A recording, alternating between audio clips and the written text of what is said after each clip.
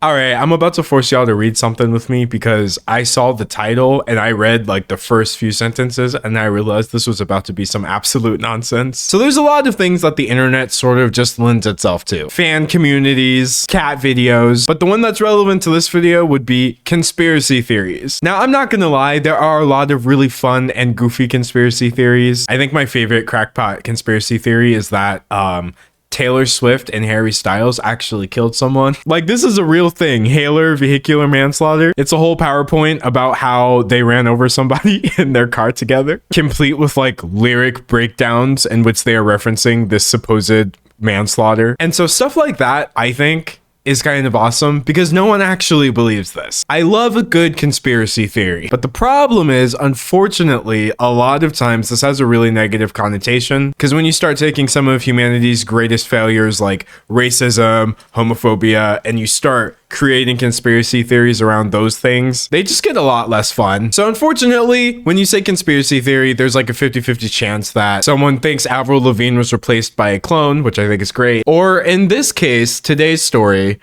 someone thinks that all celebrities, everyone who has ever been famous, is secretly transgender. The conspiracy theorists who think all celebrities are secretly trans. Transvestigation, or elite gender inversion, combines phrenology, pseudoscience, and new age woo-woo in one transphobic package. So part of the reason I want to talk about this is because I remember this. I literally remember being a child and like running a little too far onto the wrong side of the internet and just seeing somebody claim with their whole chest that like Brad Pitt, I guess, was secretly born a woman or something. So in the year of our Lord 2023, literally mere days ago, to see Vice publish an entire article that this is apparently still alive and well, we're just gonna have to go through this together because I can't do this by myself, y'all. I first saw them on Twitter, images of celebrities overlaid with phrenology style diagrams supposedly proving that most famous people in the world are all secretly trans. It goes on to talk about Kanye West, Arnold Schwarzenegger, and Margot Robbie, who I guess are common targets of this whole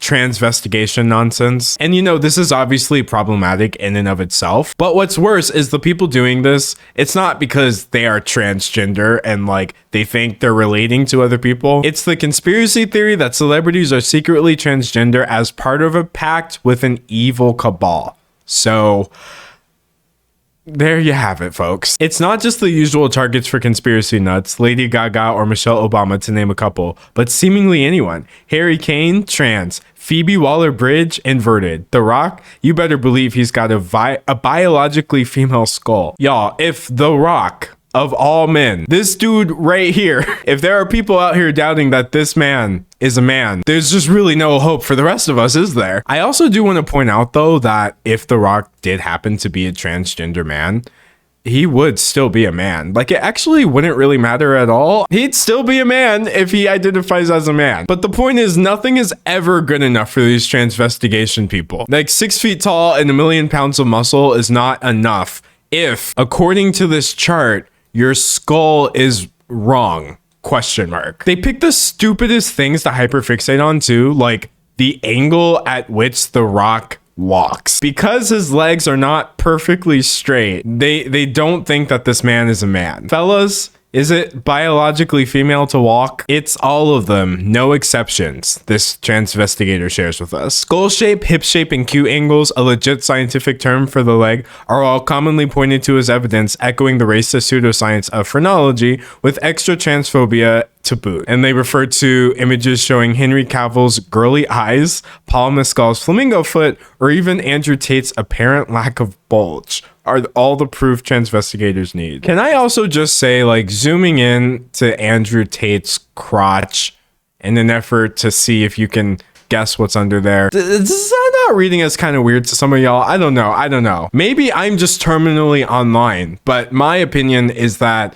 it is weird, actually, to zoom in on people's crotches to try to guess what's in their pants. Let me know if that's just content brain. And you know, as much as I would prefer for this to just be like 5 or 6 weird people screaming at each other in a dead subreddit, it says the biggest elite gender inversion Twitter account, Son of Man, has 25,000 followers.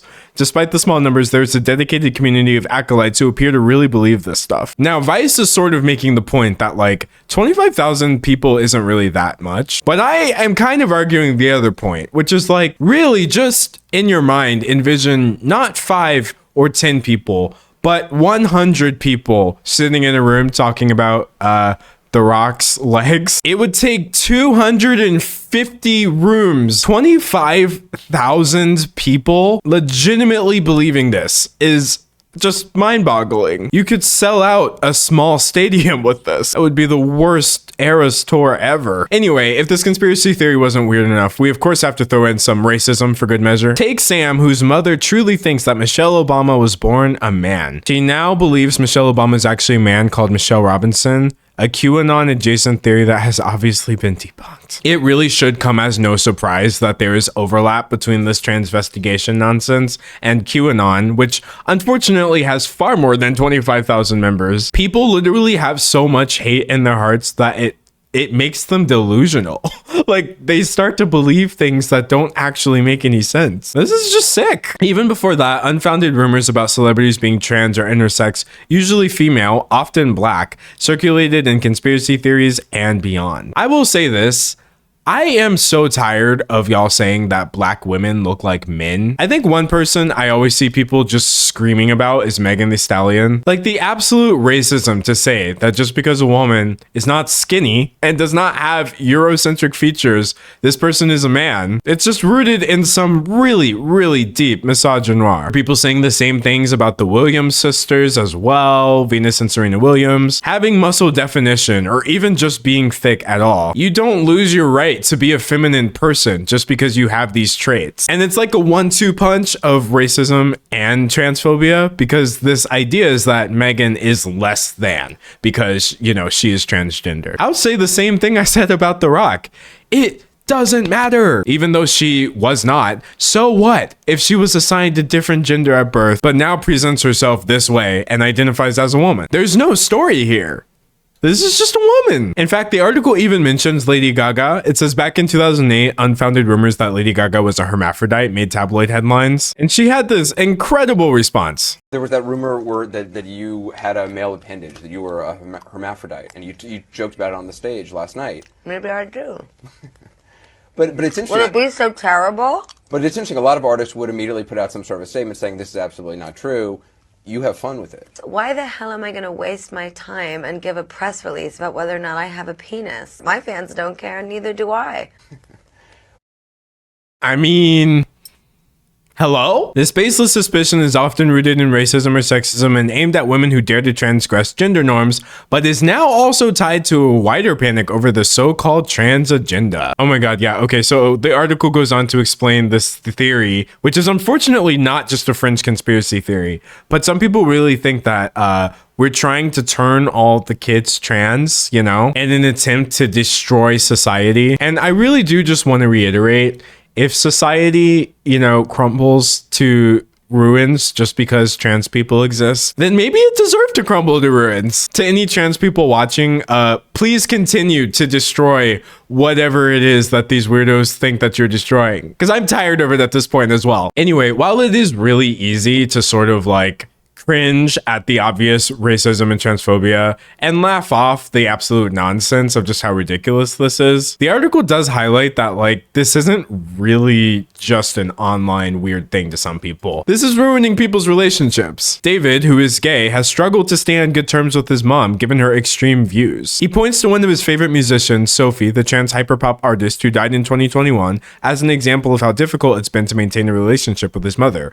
I would talk about her all the time with people and try to value her memory, but around my mom, I would try to avoid mentioning she was trans because I knew how she would react. Actually, can I just take a moment to say that I still get really, really, really sad randomly about Sophie? Like, it's been years, I think, since she did pass away. But look, you can actually see in my top songs from 2017, I did have Sophie here. Like, I had loved her work for years. And so, yeah, when I got that awful news, I was so sad, and I'm still so sad. Your homework for this video, if you've never heard of Sophie, is like, go listen to literally any of her music. And even if it's not your cup of tea, you're going to realize how future forward she was. Like, this woman was literally the future. Anyway, sorry, I'm not here to rant about Sophie because that would take literally an hour. The point is, this absolutely sucks that so many of us are stuck in this position where we can't even talk to our family members about things that we love for fear that we're going to get slapped with a big dose of racism, transphobia, insert ism or phobia. The article then goes on to mention that David was later kicked out of his house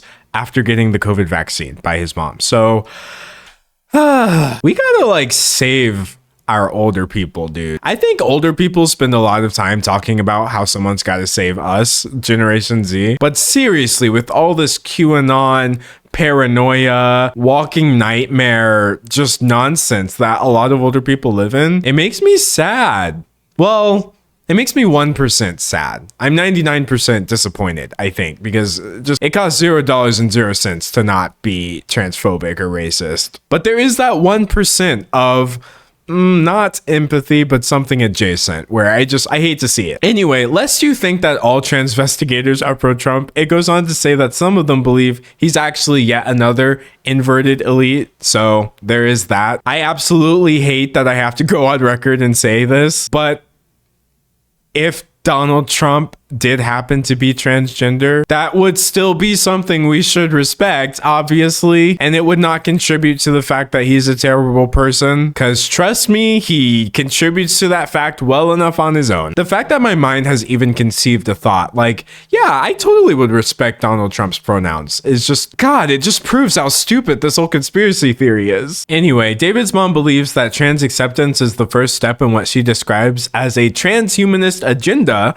that will eventually turn us all into genetically modified mutants. So Sam too describes his mom as a spiritualist whose own faith is central to her conspiratorial beliefs. First of all, I wouldn't really mind turning into a genetically modified mutant. Like, that actually sounds kind of awesome. But secondly, I don't know. I just feel like it takes more effort actually to not respect somebody. It is really easy to just ask people what their pronouns are and then use them. To in your mind truly believe that somebody going by they them legitimately wants a new world order where we all turn into the X-Men takes so much more brain space than just respecting people. I don't understand it. It's like these people want to live in their own worst reality. And the result of this paranoid delusion and nastiness, perhaps unsurprisingly, it has turned inward. In 2022, one of the main figureheads of the movement, Inanna Snow, a chess-playing vegan and New Age hippie, was booted out of the transvestigation group she used to manage, herself accused of being trans. Bruh, nobody is safe at this point. Not even the people in the conspiracy. Some of the groups now carry messages distancing themselves from her, while her own social media feeds are lined with pictures attempting to prove that she is in fact a real woman, and it's her accusers who are trans. Oh my, it's transception. Anyway, I do like that the article ends by pointing out that as absurd as all of this is, it does have real world consequences. Transvestigation is online transphobia played out to its absurd endpoint. It's rooted in fear and paranoia over the supposed trans agenda and gender ideology, who is allowed to be a woman and who is not, stoked by right-wing politicians and their media allies. It goes on to list a bunch of unfortunate events that happened recently, and it says transphobia has existential consequences for those in its sights. And I am glad, again, it mentions that this really affects trans people a lot more than it affects the rest of us. I am not a trans person, so at most, to me, this is harmful due to the racism, obviously, and just legitimately concerning and distressing. But the ramifications for this, we have to expose all the trans people for being bad, is just so much worse for people who do happen to be transgender. So if you are trans and you happen to be watching this, I do want to say, I cannot wait until we get our minds right about all of this. And I personally believe it's going to happen. I think, honestly, if you're in my age range, it's not even possible to exist without knowing someone who is transgender. Several people in my personal life are trans, and obviously I support them like I would anybody. And while you shouldn't need to be close to somebody just to respect other people who share a similar identity, for some people, that's what it takes. So honestly, just please keep existing. We absolutely need you here. This is gonna go away someday. I know I might sound crazier than the conspiracy theorists for wanting to believe that, but I truly believe that we're gonna look at all of this and realize how wrong we were and how disgusting this was, the same way we do with all of our other laundry list of human failures. So until then, please just keep being here in this world so that we can see you and see how utterly unfounded all of this is. I don't care what the people in this article said or what people are saying to you in your personal life. I need you here. Everyone else who's transgender needs you here. And you know, if you being here really does signal the end of society, then I say, let society crumble. I would rather have you. Also, I do believe the Haler vehicular manslaughter theory, for what it's worth. I totally believe Taylor Swift killed someone.